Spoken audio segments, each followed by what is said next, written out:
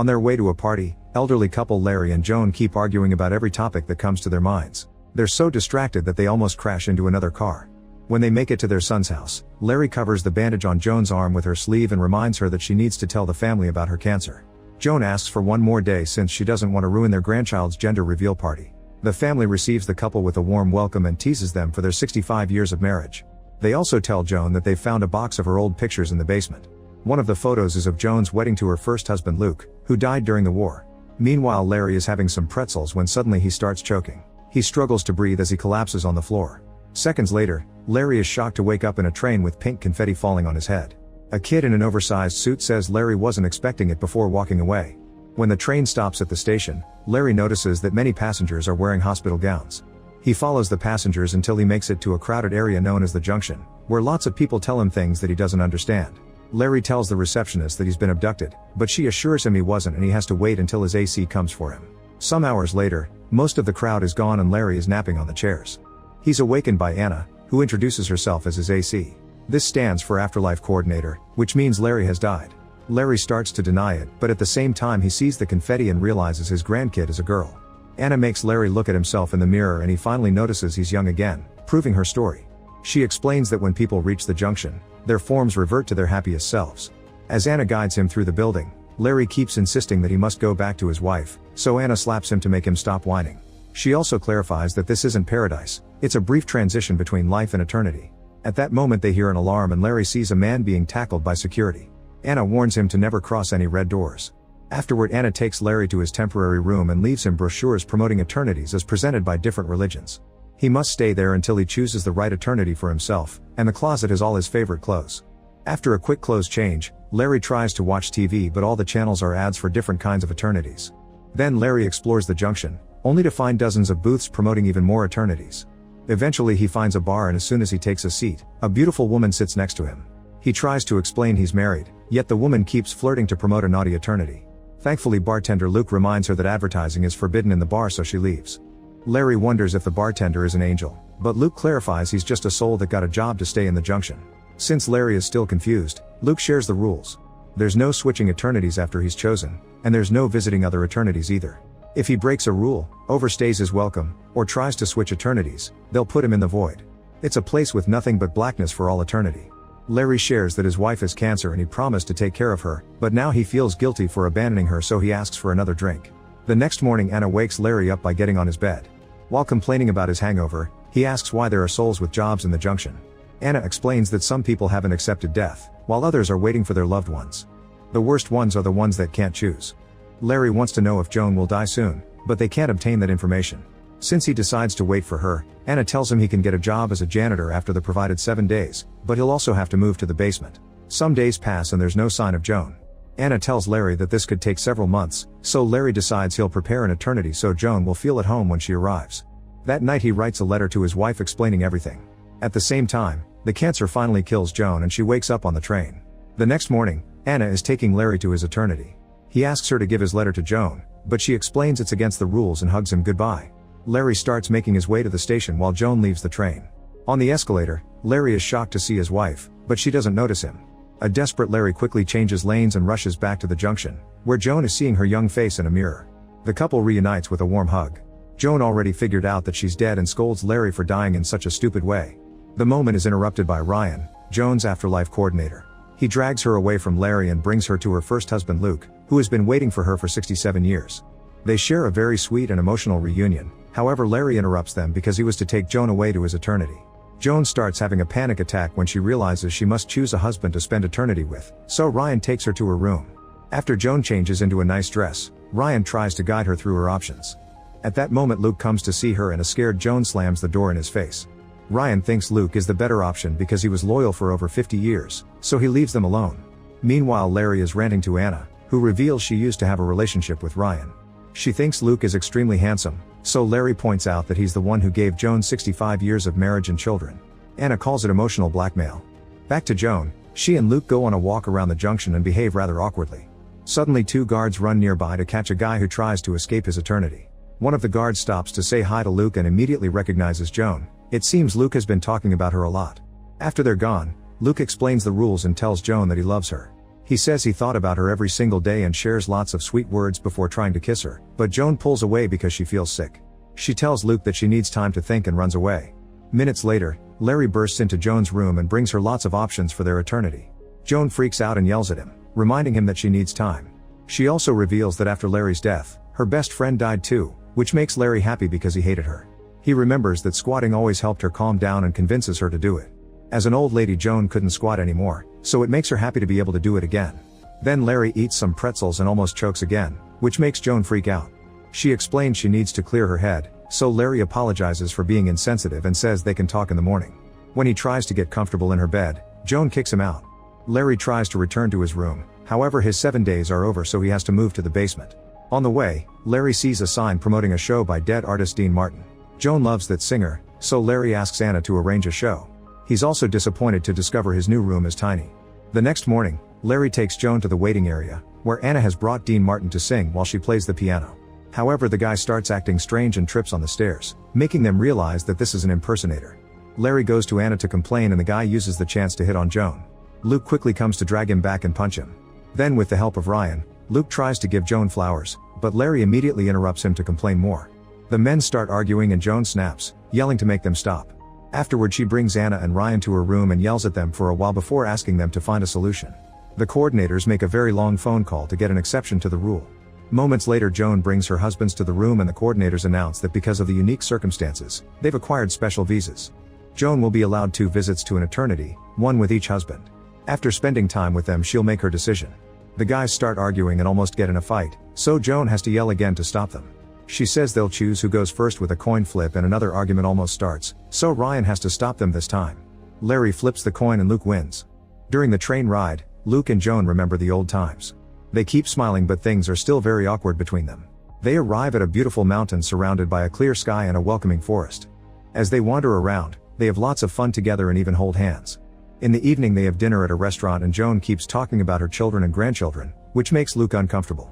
He swears that he doesn't mind. What bothers him is that he couldn't have them with her. But he's glad that she had a good life. Joan tells him that she did wait for him for a while, but eventually she had to move on. Afterward, Luke takes Joan to a building called the Archives, which can be found in every eternity. Here every soul can revisit all the memories from their living years. Luke and Joan watch all the important moments of their relationship, like their first date, their first kiss, their first naughty time, their wedding day, and their final goodbye before Luke left for war. Joan tells Luke how much she missed him and they kiss. The memories keep playing, and Luke has to watch how Larry proposed to Joan. He stomps out of the building in a huff, saying that Larry took advantage of a grieving woman. Joan tries to explain it wasn't like that, but he won't listen. Meanwhile, Larry rants about Luke because he's always telling people that he died in the war to look like a hero. Larry is afraid that he can't compete with such a beloved memory, so Anna wants him to remind Joan why she fell in love with him. Larry doesn't know why Joan loves him, but he knows who may help. Minutes later, Larry finds Joan's best friend Karen, who looks rather old. Karen explains her happiest days came after her husband died because she could finally come out of the closet and get a female lover. Unfortunately, after a wonderful vacation with another woman, she had to come home and be a mother in the closet for her children. Karen admits she didn't used to like Larry, but he grew on her. Larry asks her why Joan fell in love with him and Karen says she doesn't know, but she assures him that he made her very happy. Afterward, Larry goes to Luke's room, determined to find some dirt on him. Marks on the wall indicate he's been counting the days since he died, and there are sketches of Joan in a notebook. At that moment, Luke comes back and accuses Larry of manipulating Joan, saying she would have been happier alone. The men get in a really pathetic fight, and in the struggle, Larry's letter falls from his pocket. When they collapse, Larry says that he didn't know about Luke when he proposed, but Luke points out that he did it at the dock that he and Joan considered their special place. In the meantime, Joan can't stand all the advertising booths, so Ryan takes her to a quiet corridor full of signs of discontinued eternities. When she admits she still doesn't know what to do, Ryan says that Luke appears to be the best option, but the choice is hers to make. The next day, Larry takes Joan to a beach eternity, which is very popular and therefore crowded. They chat for a while and almost kiss, but at that moment a boy hits Larry with his ball and tells them about his horrifying death. Then the couple gets on a boat to enjoy the calmness of the ocean. Larry asks for the details of his funeral and apologizes for not being with her when she died. He also thinks their kids would be happy to see them together again. Joan feels like he's manipulating her and an argument ensues. Joan reminds him that she's in a complicated situation and Larry swears he would have waited for her as long as Luke did. When they return to land, Joan wants to enter the archives with Larry, but he refuses. He thinks a person can lose themselves in memories and wants to protect her, but Joan believes he's afraid of what they'll find. They sit on the shore and talk about their first date, so Larry explains he always wanted to make things better for her. In the junction, Luke finds Larry's letter and reads it. Meanwhile, Joan and Larry return from their date and share a kiss. Larry says he doesn't care where they go as long as they are together.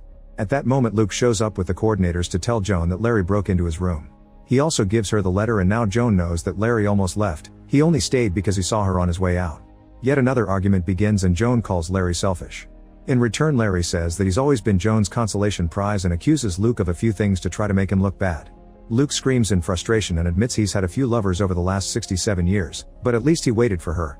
The men want her to make a decision now, but Joan needs more time, so the coordinators take them away. Moments later, Karen visits Joan with a drink, and Joan finally breaks down. Karen comforts her and takes her out to various fun booths to distract her. Joan keeps drinking and ranting about her situation, so Karen reminds her that she's dead. That means she has no obligations to anyone and can start with a clean state. At the bar, Larry and Luke are drinking too much, which helps them get along and even bond. They compliment each other and even say that Joan doesn't deserve them. The next morning, Joan wakes up with a hangover, but she's made her decision. She calls her husbands and says she's lucky to have them both, so maybe things happen the way they were meant to. No matter who she chooses, she'll end up feeling guilty, so she announces she chooses neither of them and leaves with tears in her eyes. Afterward, Joan gets ready to leave and spend her eternity with Karen. Meanwhile, Larry tells Luke that he was right. He proposed on the dock because Luke always was the ghost he couldn't compete with. He wonders if he choked on the pretzel because he saw the wedding picture. In return, Luke admits he's very jealous of the life Larry built with Joan.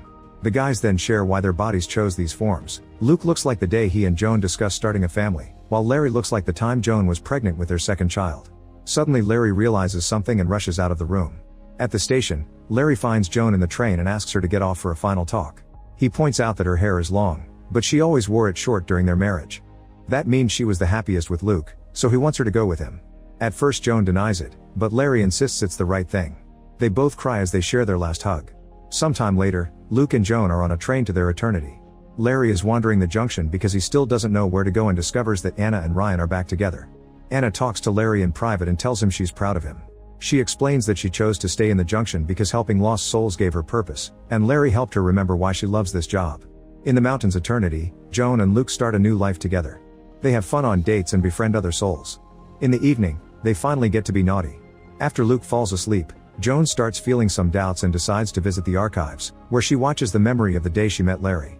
During the next few days, Luke keeps taking Joan on all kinds of activities with other souls, but Joan doesn't have a good time. Every night, she visits the archives and revisits more of her memories with Larry. The archives clerk tells her it's not healthy to spend so much time there and that it's important to move on. One night, Luke says that this is truly the perfect life, and Joan doesn't know what to answer. The next morning, Luke announces he's booked another activity and Joan finally breaks down. She says she made a mistake by choosing him, causing Luke to get angry and start yelling. Joan explains that she was the happiest with him because it was young, foolish love without the burden of mortgage, jobs, and kids. However, love is supposed to be more than that. It should include the bad moments too. She also thinks that Luke is in love with the Joan from 67 years ago and never moved on, but she's changed and isn't the same person anymore. Joan then announces she'll try to go back, even if it means risking getting caught. She cries as she tells Luke she did love him, but he walks away. Some hours later, Joan is trying to make a plan to escape while practicing with a knife. After thinking a lot about the situation, Luke comes back and agrees to be her distraction. The duo goes to the archives and Luke pretends to have a breakdown in front of the clerk. While the man comforts him, Joan sneaks inside. Then Luke also goes in as a normal client. He and Joan watch their wedding memory and say a final goodbye. Joan sneaks behind the memory and goes through the red door, which takes her to a corridor with her childhood memories. At that moment, she hears the alarm and the guards coming, so she runs until she finds a door in the memory of two soldiers informing her of Luke's death. A washing machine door drops her into a memory of her arguing with Larry. The guards are still coming, so Joan blocks the door with a chair and rushes upstairs, where she finds her old self. Old Joan says Larry's name before young Joan tries to hide under the bed. The guards are behind her, but she keeps on crawling until she appears on the train tracks. By walking down the tunnel, Joan manages to return to the junction. She tries to ask the receptionist about Larry, but at that moment she receives a wanted sign and Joan has to run again. In the booth area, she bumps into Ryan and Anna, who make her hide and tell the guards she went in the opposite direction. Then she asks them what eternity Larry went to, however the coordinators shock her with the answer. In the bar, Joan finds Larry working as a bartender. They share a drink and Joan asks Larry to come with her, but she warns him it may be dangerous because she's a fugitive. Larry agrees to do it anyway. Moments later, the couple is in an eternity that copies the neighborhood they lived in during their entire married life. Like, comment, share, and subscribe. Thanks for watching. See you on my next video.